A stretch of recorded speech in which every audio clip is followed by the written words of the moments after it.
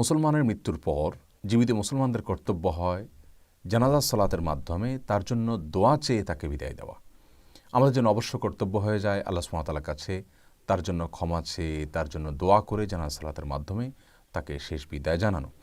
জানাজা সালাতকে কেন্দ্র করে একটি ভুল আমাদের সমাজে বেশ ভালোভাবে প্রতিষ্ঠিত হয়ে গেছে, আর তা হলো একজন মানুষের জানাজা একাধিকবার পড়া হয়ে থাকে। অনেক সময় দেখা যায় কেউ শহরে মৃত্যুবরণ করলেন, শহরে একটি জানাজা হয়, আবার গ্রামে তার লাশ নিয়ে যাওয়ার পরে সেখানে আরেকটি জানাজা হয়। আবার কোনো ব্যক্তি প্রবাসে মারা গেলে প্রবাসে তার একটি জানাজা হয়, প্রবাস থেকে ফিরে তার লাশটা নিয়ে আসার পরে দেশে শহরে দেখা যায় একটি জানাজা হয়, গ্রামে এক বা একাধিক জানাজা হয়। এই যে একাধিক জানাজার যে সংস্কৃতি আমাদের সমাজে প্রচলিত আছে, এটি সুন্নাহ সম্মত কোনো কাজ নয়। রাসূল করিম সাল্লাল্লাহু আলাইহি ওয়াসাল্লাম একাধিক জানাজাকে অ্যালাউড করেননি বা একাধিক জানাজা কখনো পড়েননি। কোনো সাহাবা একরাম দ্বারাও থেকেও এটি প্রমাণিত নয়। একজন মানুষের বিদায়ের মুহূর্তে জীবন থেকে চলে যাওয়ার সময়, সেই সময় পর্যন্ত সুন্নাহ বিরোধী পদ্ধতিতে তাকে বিদায় জানানো, এটি রীতিমতো তার প্রতি অবিচার। একজন মানুষের জীবনে তিনি যাই করুন না করুন, তার বিদায় দেওয়ার সময়ও যদি আমরা সুন্নাহকে ফলো না করি, মুহাম্মদ রাসূলুল্লাহ সাল্লাল্লাহু আলাইহি সাল্লামের আদর্শ অনুপাতে তাকে বিদায় দিতে না পারি, তাহলে এটা আমাদের জন্য দুঃখজনক এবং লজ্জাজনক।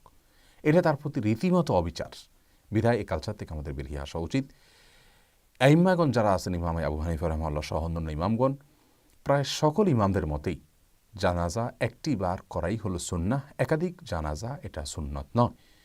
রাজনৈতিক কারণে যে একাধিক জানাজা হয়ে থাকে সেগুলো তো রাজনীতির কারণে হয়ে থাকে, তার সাথে ইসলামের কোনো সম্পর্ক নেই, গর্হিত কাজ। কিন্তু আমাদের সাধারণ মানুষের জানাজার ক্ষেত্রেও আমরা যে একাধিকবার জানাজা পড়ে থাকি, এটা করা উচিত নয়।